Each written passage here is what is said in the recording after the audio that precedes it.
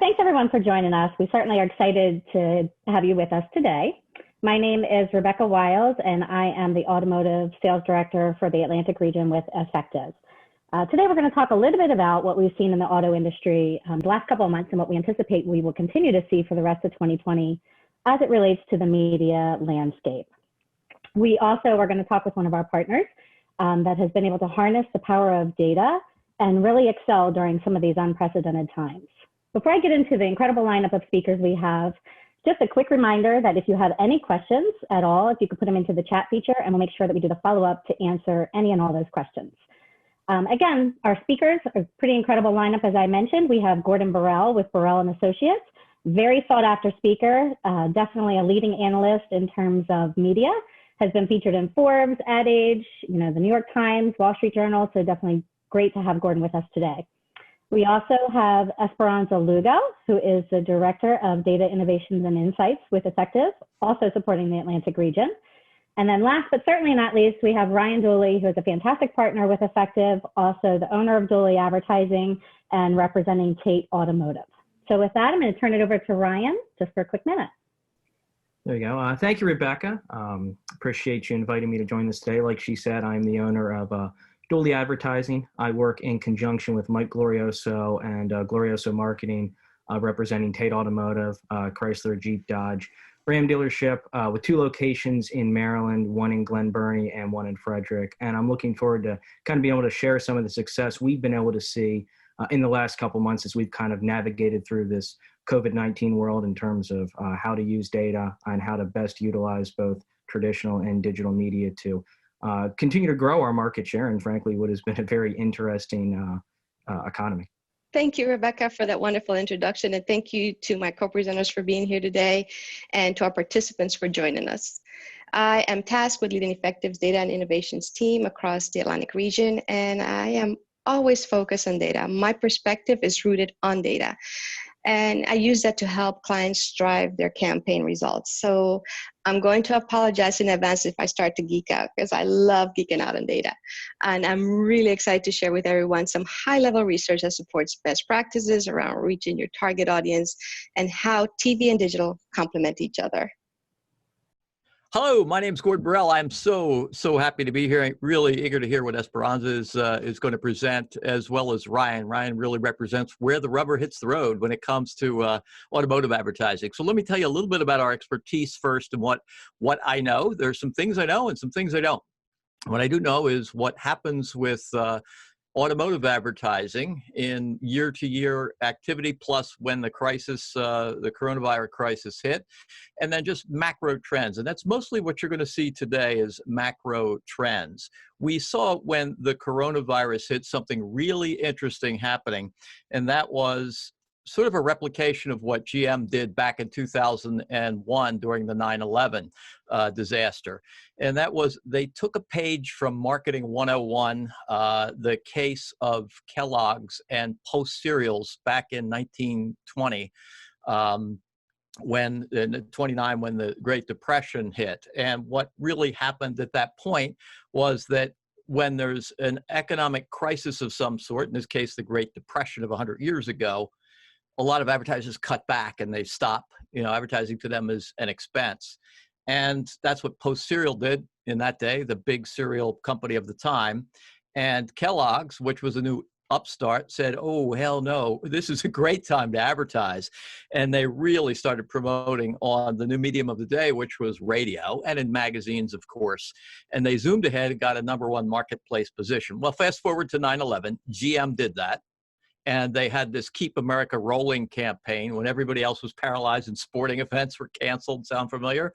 And then we saw just about every manufacturer do the same thing during this current pandemic. And so even though that has occurred and it's made automotive sales, it's stimulated automotive sales a bit, it hasn't been enough to really meet last year's levels. I'm going to show you that in a moment, but I wanted to set the scene with that first, just to say we are in a period where you're going to see some pretty heavy promotion and lots of incentives, and you're going to see it into the fall and into the holiday shopping season as well. Lots of rebates, lots of incentives. That's what it takes to motivate people during a recession, which is what we're in. That's what happened in 2008. Lots of rebates and lots of incentives, low interest, no payments until next year, things like that. So let me back way up and give you the basics of what's going on with automotive advertising and sort of set the scene. This is really just a tuning fork for you to help you understand what is going on and maybe how you should be positioning your total understanding of automotive advertising.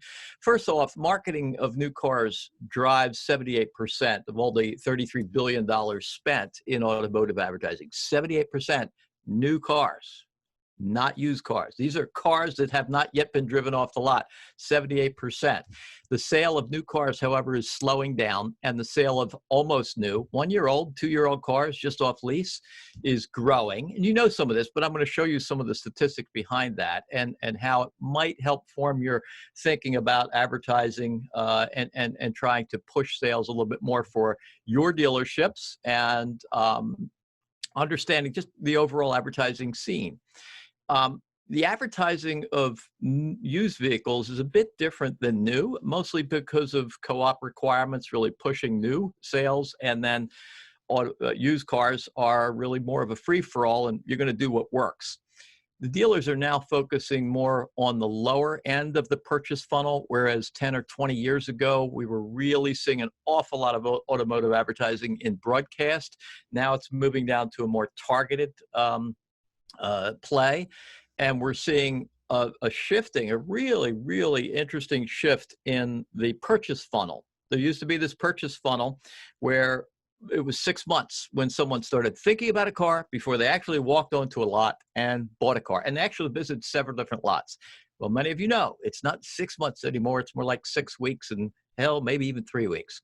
So advertising has really been pushed down to the lower end of the funnel where people research before they actually make the purchase. As you know, they come onto the lot already knowing what they want to buy and the price. That has molded how advertising is placed in the automotive world. And I also want to talk about, and this is really kind of important, I am an advertising analyst. We analyze all types of advertising across the United States, particularly locally placed advertising, not big advertising by national brands.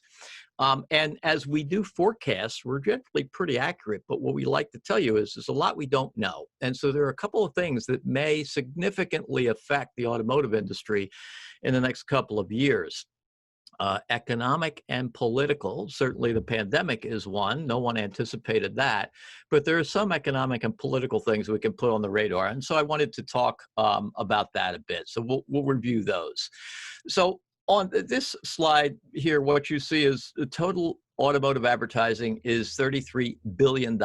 It depends on the year, but it's usually the #1 advertising category in the United States. Sometimes banking and finance, currently credit and mortgage services are higher than automotive, but automotive is always in the top 3. $33 billion, and you can see that franchise dealers spend 53% of that money, manufacturers, typically at the national level, 32%, and then they're independent dealers, and then their dealer groups, dealer associations, and a small amount, 2%, going to private party. One of the things changing the overall face of advertising is an increased competition, I guess, among larger and larger dealerships that have taken over. And this chart shows that the number of independent dealerships in the United States has declined from just 10 years ago, where there were 33 million, to about 25 million. It's leveling off right now. I'm sorry, 33,000 versus 25,000. It is leveling off right now. So you're seeing a lot more of these mega dealerships and very, very few independent dealerships. That trend is changing the face of advertising. And as these dealerships get larger, the amount of money they spend per vehicle tends to decline because they have more bargaining power. In fact, the new franchised, and it contracts for a number of other reasons as well. A franchise dealer now spends on average $497 per new vehicle to advertise it. And just 5-6 years ago, it was $522. So I can recall back about 20 years ago, it was over $600 per vehicle. So we see this compression in the amount of money spent per vehicle, mainly because of targeted options, and targeting tends to be a bit cheaper. It's higher on CPM, but it's cheaper because you're reaching a smaller audience. So one of the more interesting things about what's happening, and this should be a great illustration for you, if you look at the number of vehicle sales, so those green bars there, you can see that there was a significant decline in the number of new vehicle sales in the last recession that we had. It went down to just above 10 million units per year in 2009. But overall, and by the way, the 2020 figure, which we had put at the beginning of the year, we published this data around February.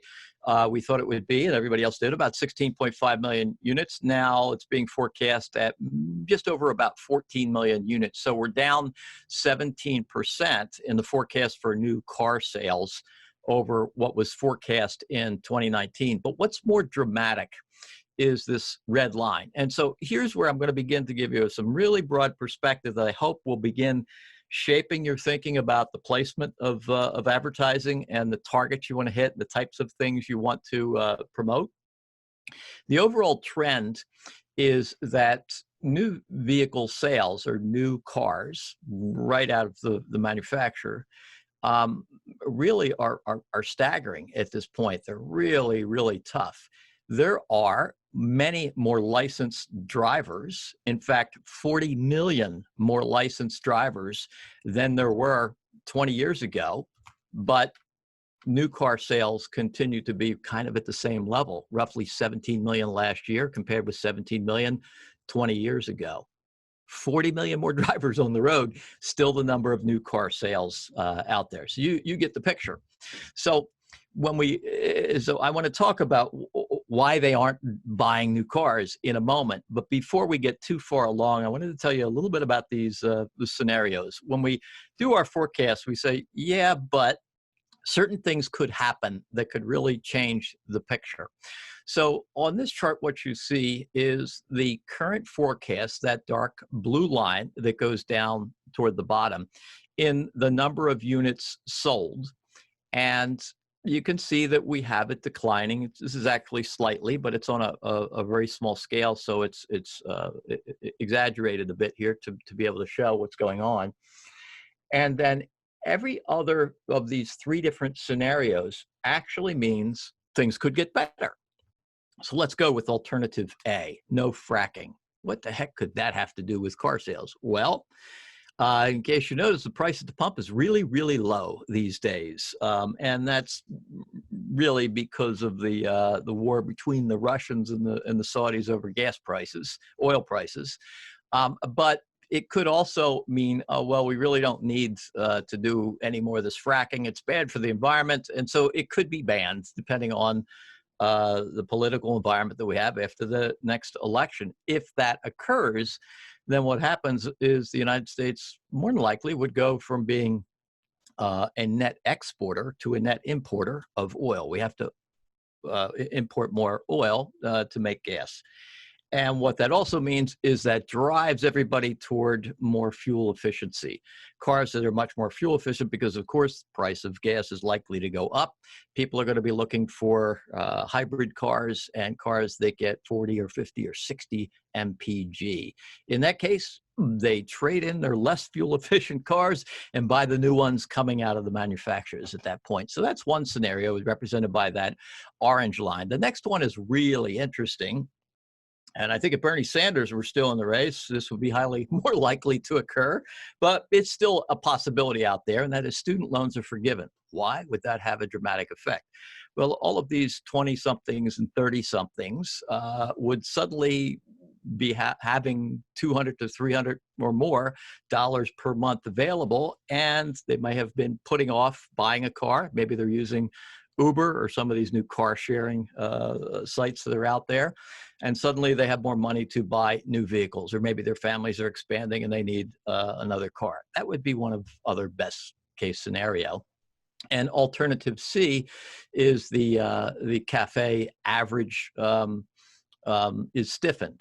And the cafe is a fuel efficiency rating by the federal government that's been in place since the mid-70s, and it's been moving up and up and up. And again, if the federal government moves it up even more, then you're going to see a pretty significant drive toward these fuel-efficient vehicles. So I just wanted to lay those scenarios out there and say, things could really stimulate new car sales again if any of these alternatives, student loans forgiven, fracking is banned, and the fuel efficiency average, corporate average fuel efficiency is stiffened. So keep those in mind and keep an eye out for those occurring.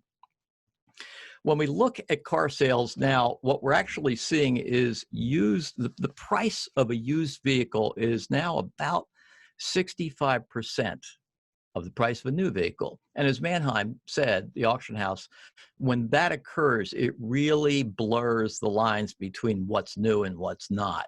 People have begun viewing cars that are 1 or 2 years old as pretty much a new car. In fact, in a lot of the statistics, Scarborough Research and the others, when people are asked, do they plan to buy a new car? If you go back and ask them, well, what year is that vehicle? You'll find that it's already 2 years old, but it's a new car to them. So you can see in this chart here that since 2012, when you look at cars that were current year only versus 1 year old, current year only car sales were 93% of the total market, and 1 year old vehicle sales were 7% if you added the two together. And now it's down to what we think is about 82% of all cars that are 1 year old or less.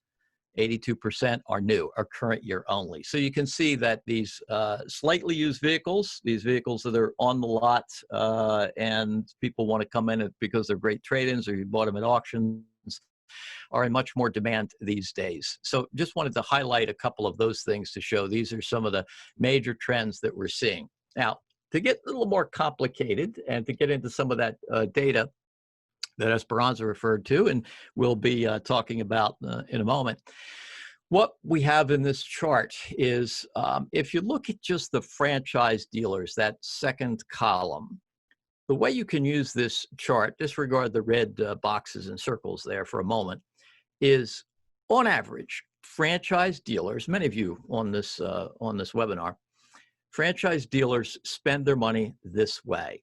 70.5% of their total budget, on average, goes to digital types of media. That's search advertising, and that's email, it's social media advertising, it's OTT, anything that's delivered in a digital format. If you're not spending 70% of your total ad budget in digital, well, you're not average. And it could be a good thing, because if your business is growing, if you're selling more units than you did last year and you're adding employees, well, then you have a good mix. If you're not spending this amount, your business is declining, I'd suggest that you kind of get to this mix and you see 16.3%. And we've seen actually an increase in this. 16.3% of advertising expenditures going to direct mail. And a number of reasons for that. One is that people are indeed at home now, and businesses are realizing they can reach people at home in a way that actually gets their attention a bit more than all the clutter, particularly in digital media. The Postal Service has made rates very competitive in an attempt to shore up the United States Postal Service. And direct mail, frankly, is a numbers game that tends to work. It's targeted. You get a 2 or 3% response rate. Some of the email that we, or the direct mail that we see dealerships using very effectively is what's called solo mail, not the marriage mail pieces where it's married with a lot of other advertisements, as you see such in Valpak, for instance, but an individual piece to a household saying, hey, we have a buyer for your current vehicle. We'd like to buy it and come in and we can talk about a new vehicle, you getting a new vehicle. Those tend to have a fairly decent response rate, and that's why we see direct mail high on there. If you go down the other columns and see the independent dealers, they spend a little less in online and digital. And used vehicles, about 2/3 of their expenditures in digital. So still across the board, digital is the #1 source of spending, compared with television advertising, which would be broadcast and cable, et cetera, newspapers that continue to decline in popularity among dealerships. Digital, just so you know, and I'll get into a little more detail on this in a moment, is everything from paid search advertising, which is what you see on Google and Bing. It's also the search listing sites, which are cars.com and AutoTrader. That's what we classify as search, and that's the majority of digital spending. We also see a very growing amount of money being spent in OTT, or streaming video delivered advertising. I'll talk about that in a moment, but those are the big categories. So again, this reflects more spending toward the bottom of the funnel. The top of the funnel would be, say, broadcast TV, newspapers, reaching a much broader audience, some of it in branding, and more toward, well, let's get closer to the point of purchase where people are really researching and they have questions about the vehicles themselves. I want to just mention about TV. We think, and this is just our opinion, to the detriment of advertising. It's not just with auto dealerships. A move away from television advertising or branding type advertising more specifically, and a lot more toward the bottom of the funnel because it's exciting and it seems where everybody has gathered. But branding is a very important part of particularly big purchases like a home or a car, or in some cases of furniture or big ticket items. They're very important, and we want to be careful when we say, wow, everybody's moving toward digital, that not all of a sudden everything is at that lower end of the funnel. The dealerships that will succeed, we believe, are going to keep a healthy mix of television advertising or video advertising, and it could be in cable, it could be in broadcast TV, it could be down the line into OTT and those short messages. But that's going to be a very important distinction in the dealerships that really want to continue to succeed. In other words, there's this lure toward targeting and targeting and targeting to the point at which you're going to be targeting people you perceive to be wanting to buy your product, and you're going to miss a pretty significant amount of people that you might not really know would buy your product. And that's what the broader mass appeal branding advertising tends to do. In this chart that you see, we wanted to just point out that dealer associations spend a bit differently. The dealer groups, if you recall the pie chart that I showed earlier, fairly small percentage of overall automotive advertising is spent by the dealer groups or dealer associations, your local area Toyota dealers, your Honda dealer association, etc. Recall that on the earlier slide, 70% of a typical franchise dealership went to online and digital. Here, television advertising is about roughly a third. If you take broadcast and cable and put them together, online and digital, only about 14.7% in 2017, moving up a bit to 17% and then up a bit to 18% in 2019, and then staying right at about 18%. But this is because there is much more branding. These dollars are often driven a lot by wanting to brand the total dealership, or not the individual dealerships, but the brand itself. So just wanted to point out that those of you who are with agencies or with dealer groups on the call, there is a bit of a spending difference here, a significant one actually, in the way these dollars are spent, not so much toward the lower end of the funnel. When we look specifically, and I referred to this earlier, at franchise auto dealer digital advertising expenditures, because I know many of you are franchise dealerships are representing them on the call.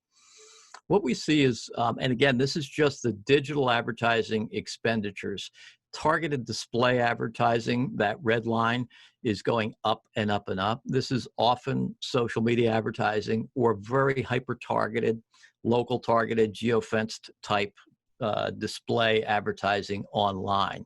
That is certainly going up. If you added the two search lines, paid search vertical and paid search general together, they would be, of course, higher, but we separate those two. The one I wanted to point out here, though, would be the streaming video, that orange line. This is increasingly, but not all, OTT advertising, or the type of advertising that you see on Hulu or Sling or Tubi or any of the other OTT programming that's out there. We see that increasing pretty significantly, 120% from 2020 to 2025. If we're wrong on this, it will be higher. This has become very important during the current pandemic because, of course, a lot of people are at home binge watching stuff, and that's where to meet them right now. And so this is an exciting part of advertising. I know Effective also is selling OTT advertising, and you really want to take a close look at that, especially the targetability of it is important. But again, it goes hand in hand with a broader mix of advertising. You don't want to get too targeted or exclusively targeted. You want to cast the net a little bit farther. So there is an appropriate mix, I think, as Esperanza will tell you, between the different types of advertising that you want to pursue. So the conclusions are, we think there is a slow evolution. We see dealerships having consolidated and consolidated and consolidated. We think that period is coming to an end. We think new car sales will continue to decline or maybe just be significantly repressed. We don't think they're going to bounce back a bit. I gave you a couple of different scenarios. They could bounce back a little, but there's a lot of excitement, of course, around slightly used vehicles. We don't see any signs of any print or broadcast television comeback. Broadcast TV is particularly challenged this season because of all the political advertising, really blocking out things. A lot of that has been pre-ordered into September and October. That's really going to clog the airwaves. So we don't really see any signs of that as, okay, we need to go back to a more balance of print, newspaper advertising, and broadcast advertising. That's probably going to stay where it is or maybe continue to decline a little bit. We think there's a new crop of ad buyers or competition among the car gurus, the Carvanas, and the true cars. I'm sure they're on your radar and you're trying to compete with them at your own dealerships. But we're finding that they're attracting some of the younger crowd in particular.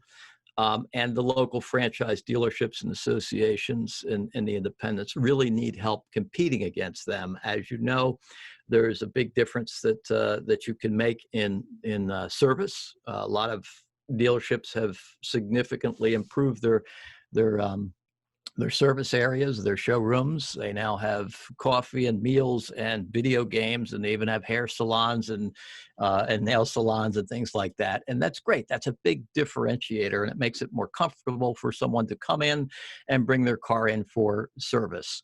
So we think there's going to be a lot more advertising around service, which differentiates you among the car gurus and the Carvanas and the true cars, and also around help with financing and things like that. Also, as I mentioned, we think dealerships are going to be increasingly attracted to things like geofencing, OTT, and other creative forms. But as I mentioned, there's a bit of a danger to that. You really do, and you really need to hear what Ryan's got to say too, because he is indeed where the rubber meets the road.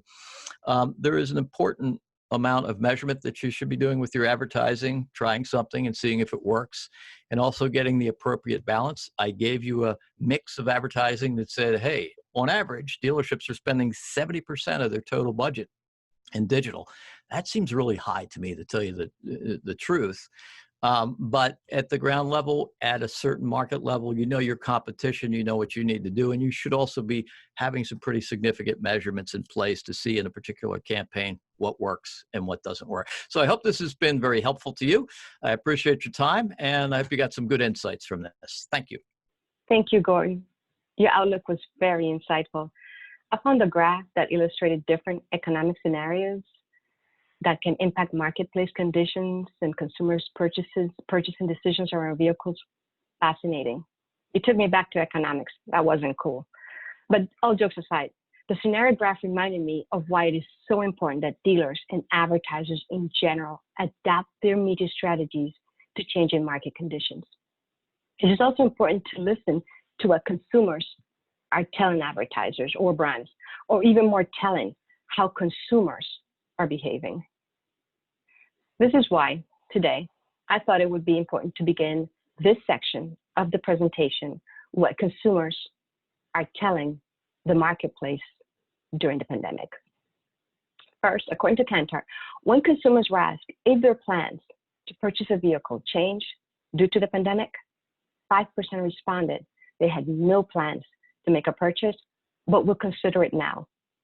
This is illustrated actually in the green bar graph, the first bar. 4% had planned on making a purchasing decision and will continue to do so online. And 11% said they plan to delay their purchase. So in summary, about 20% of consumers are still planning to purchase a vehicle. This makes perfect sense. The safest way to transport yourself and your family today, I believe, from point A to point B is to limit exposure to other people. So traveling in your own vehicle is safe. Second, according to eMarketer, more than half of US consumers want to hear the same or more from automotive brands during the pandemic. Third, eMarketer data also cited that consumers' top preferred channels of communication during the pandemic were email, probably opt-in, I'm not 100% sure, but it feels like it, and TV. This slide reminds us that dealers need to be front and center talking with potential customers. But there's a catch. Dealers need to connect with the right target audience or the right audience segment. Today, reaching the right audience segment is more important than ever. Why? Technology and the vast amount of content available is fragmenting audiences like never before. And as Gord noted earlier, brands are adjusting their media mix, changing their creative message, all to drive share and move customers down the purchase funnel in what I call this new normal. This is why at Effective, we use our data to derive best practices. We can look at campaigns performance and identify what works because we are able to use insights, audience insights, from viewing events across 17 million Comcast households within the US. We can match the household viewing events data anonymously and in a privacy compliant manner to thousands of audience segments. We can do this using third-party data. For example, we can use IHS Polk data to better analyze vehicle intenders and their viewing behavior. We have been able to analyze over 100,000 campaigns across thousands of advertisers throughout the US to develop best practices. And we're also able to examine campaigns for specific categories. For example, we can analyze data from more than 30,000 campaigns against vehicle intenders, against that specific segment. So let's recap the best practices we have developed and recommend to date. This slide summarizes 6 practices. Let's view each one individual. It'll be easier. So, more networks. When a campaign or schedule includes more than 40 plus networks, we learned that reach increased by 141%. The takeaway is increase the number of networks in your schedule to increase audience reach. Broad day parts. Reviewing day part trends, we learned that 65% of total impressions fall outside prime time. When we looked at campaigns that had similar investment levels, exact same, but ran over a 90-day period versus a 30-day period, the longer running campaigns delivered higher reach. Geo-target your message. This is critical. Decreasing advertising waste is important. And this is especially important for the auto industry, where many dealers, customers come from a concentrated geographic area. High value programming. Consider incorporating sports. We know that campaigns that include sports increase their reach by 34%. We must also consider that local sports viewing behavior adds a local nuance to any campaign, and that's a fact. OTT. We know that OTT complements TV. It really does deliver hard to find audiences. So the best practices that we just reviewed or just outlined were based on over 100,000 campaigns. But I also mentioned a few slides back that we analyzed more than 30,000 campaigns using vehicle intenders audience, the vehicle intenders audience segment. And we know that a vehicle intender is defined as a person who plans to purchase a new or used vehicle in the next 12 months. Spoiler alert, the best practices I just outlined in the last slide also ring true with the subset of the campaigns we analyzed among auto intenders. So I'm not going to spend any time on this slide, but if you want to review it in more detail, reach out to your local effective contact and set up a time to review it.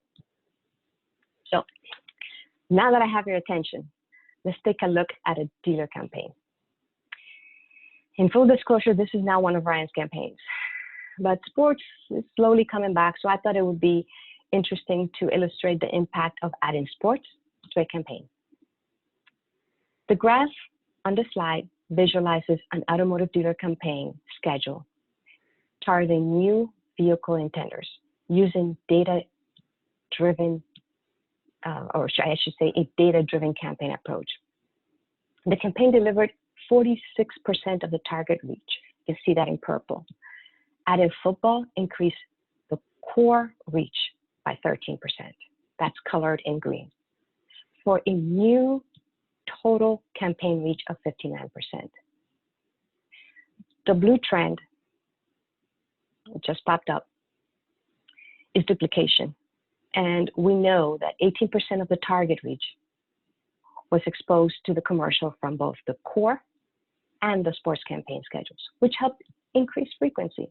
Not a bad thing. So I'm going to switch gears here and we're going to go into digital. So this is what I call the perfect latte. Humor me, I like coffee. I included these two slides because, I should say the next two slides, because they support higher level marketing strategies around the media mix and website traffic.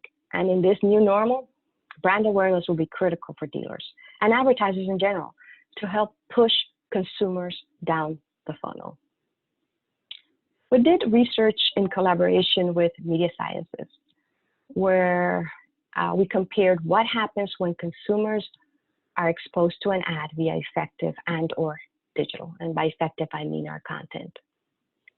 In this study, when the same ad was viewed on both TV and digital, those exposed to the ad reported 3 times more visual attention. And what that means is that they spent more time with the ad. Unaided recall improved 3 times more. Purchase intent grew 15% higher. When advertisers use TV and digital together, brands become more impactful at all levels of the purchase funnel. Before closing, I want to share one more slide with you, one more insight. And this is the TV Drives Digital white paper we recently published in partnership with TV Square. I should say this data comes from there. We analyzed website views for over 500 advertisers in 10 different industry categories to understand the effect TV campaigns had on advertisers' website traffic. And these are our TV campaigns, effectives. The short-term effect, on average, there was a 4.7% lift in immediate visitors following an ad's airtime. An immediate visit happens within a 30-minute window of the ad airing. Long-term, this is where it gets interesting.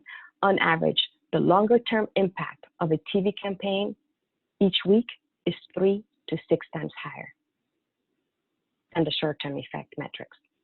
Now, keep in mind, and I know you know this, that different strategies will drive different results. The dark purple bar in the graph highlights the automotive category results, and they were 4 times higher. In summary, Continue to advertise to vehicle intenders. They want to hear from you. The market is cluttered. Use data to find and reach vehicle intenders wherever they're viewing. Try the best practices. Don't just mix up your channel mix. That sounded redundant, but you know what I mean. Your strategies. Mix up your strategies within a channel. We know TV is a great brand awareness tool, but it also drives web traffic. Leverage the entire funnel. Thank you for your time today. And a shout out to everyone in the team that helped me put this material together. And I am going to turn it over to Rebecca and to Ryan so they can come in with a client perspective.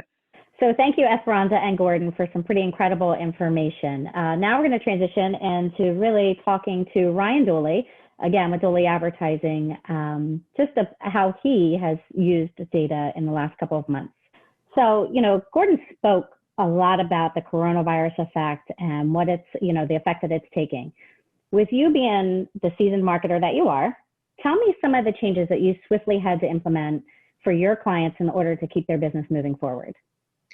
Well, so the first thing we did with Tate was really took a step back and needed to figure out what the appropriate creative message was going to be for the time. Kind of looking back to mid-March when coronavirus really, started to hit the U.S., it seemed like within a period of literally about a week, everything was, all right, we're not sure what this is going to be like. And then, businesses start shutting down, states ordering people out to, stay at home. And it really just within that week just kind of went from almost 0 to 60. So first thing we did was really took a look at what message we wanted out there. And we really kind of took a step back and made it a message of trust.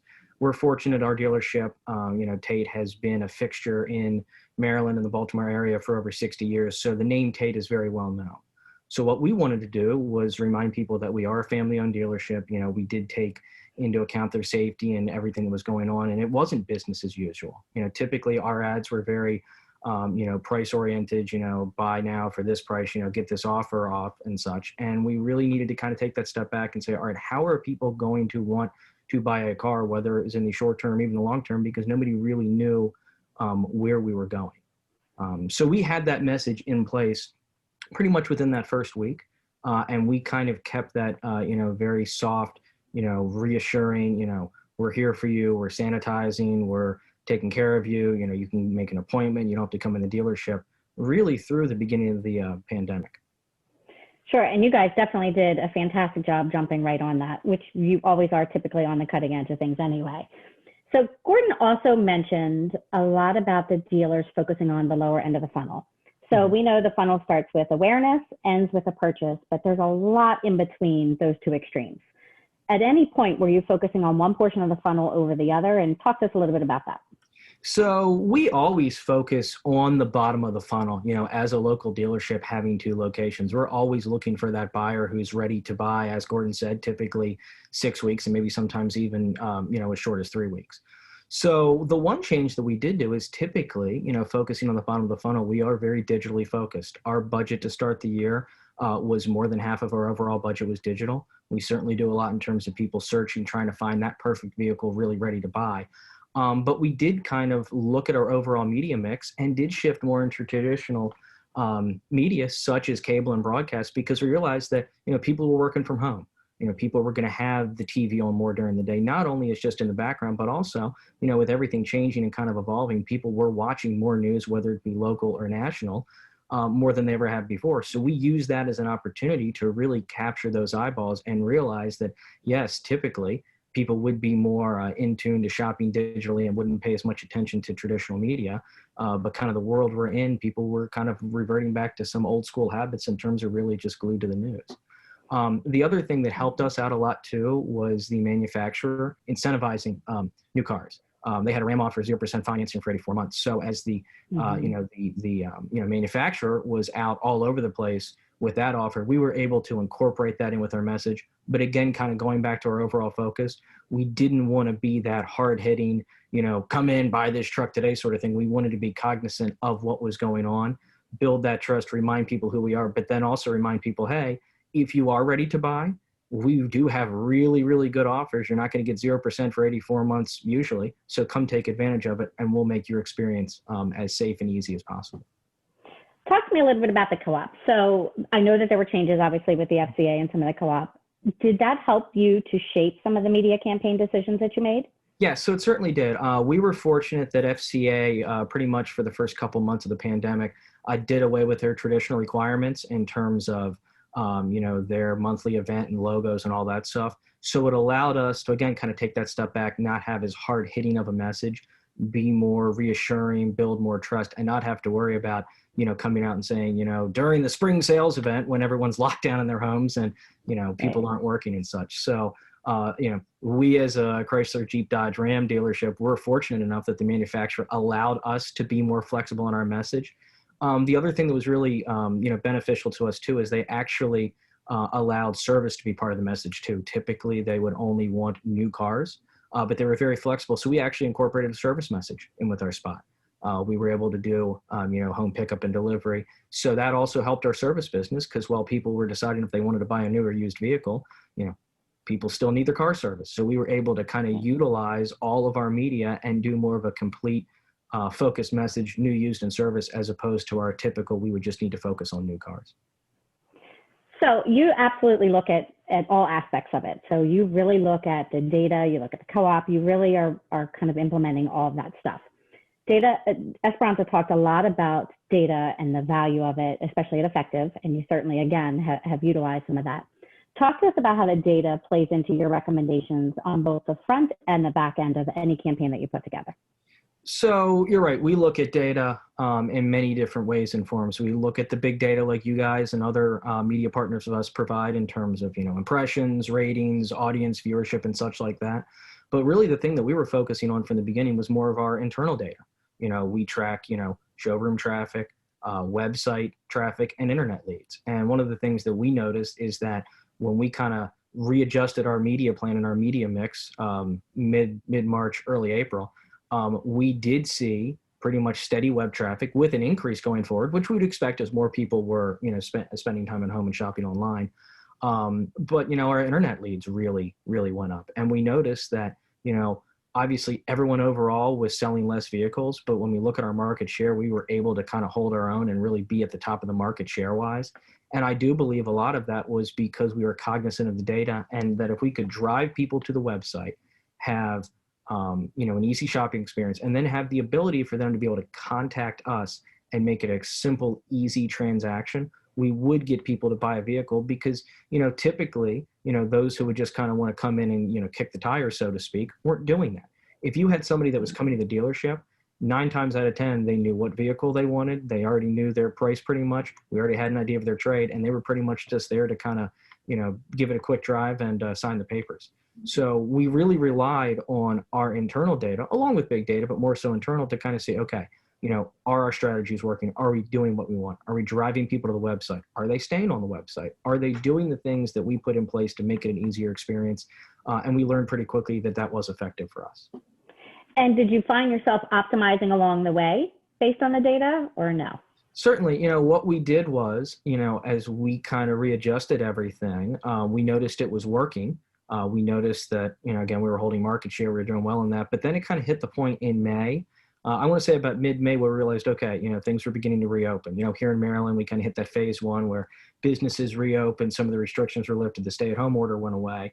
And we kind of then realized, okay, we need to kind of start getting back to whatever the new normal is, but still not lose sight of the fact that there is, still a pandemic going on. So we utilized our data and, kind of our instincts to kind of readjust our creative a little bit, kind of begin to bring back in some of those, actual price offers and stuff like that. But we still even now have, remind people, we do the fast track appointments. We can get you in and out.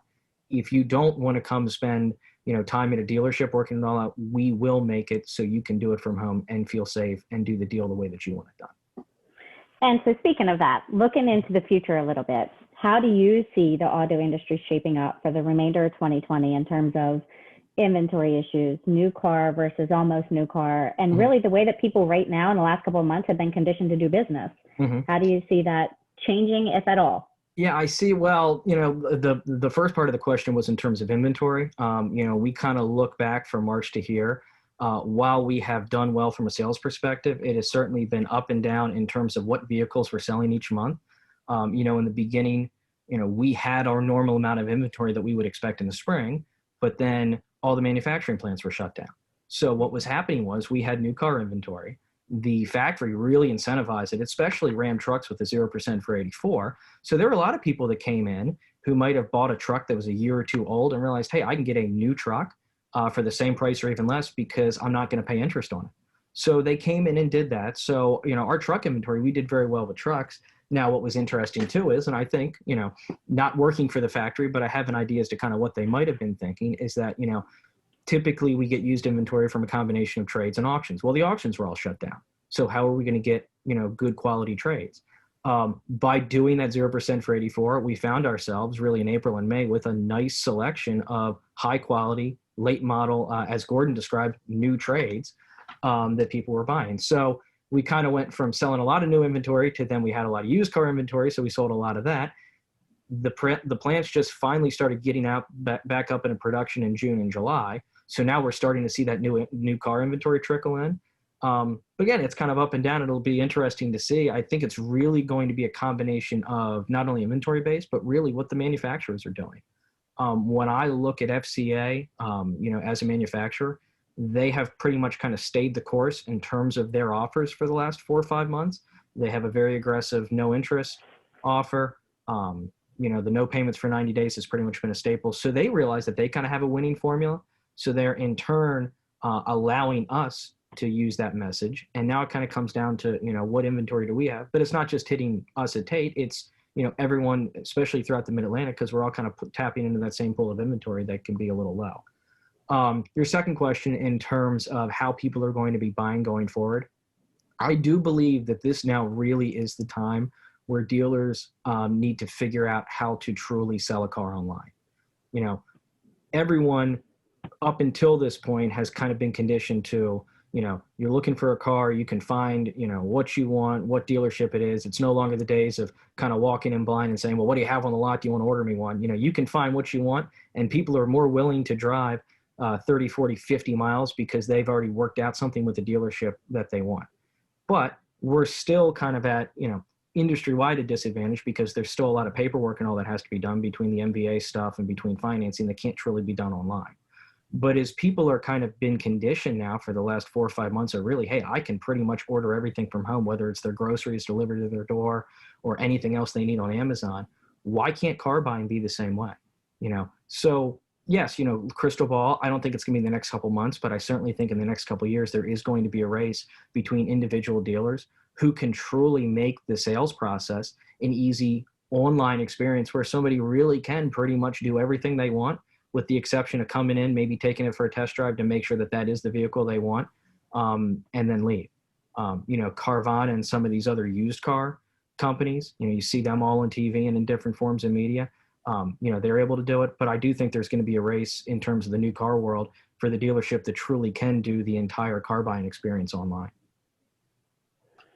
Yeah, and I would say I don't disagree with you at all there. And you know what? Yeah, we did talk about crystal balls because really at this point, we'd all like to have one. It's changing and shifting so fast, but it is interesting to see the way that we're doing business, whether it's, with automotive or anything that we're doing, how quickly things have changed. And is that going to propel us into 2021? I think that this definitely accelerated us there. So Ryan, a lot of great information. Thank you certainly for sharing all the insights with us. Thank you for letting me be a part of this. So there certainly has been a lot of insightful information shared today. And, there's a definite need for our auto dealers to reach consumers much more efficiently and much more effectively. And to have data-informed decisions is going to be more important now than ever. So thank you again to all of our expert speakers. So thank you, Gordon, Esperanza, Ryan, and certainly all of this information that we've reviewed today. We will do a follow-up with all attendees and send out a copy of the recorded presentation, as well as answers to all of the questions that have been asked today. So again, thanks to our expert speakers and thanks to you for joining us today. Have a great day. Thanks, everybody. Thank you.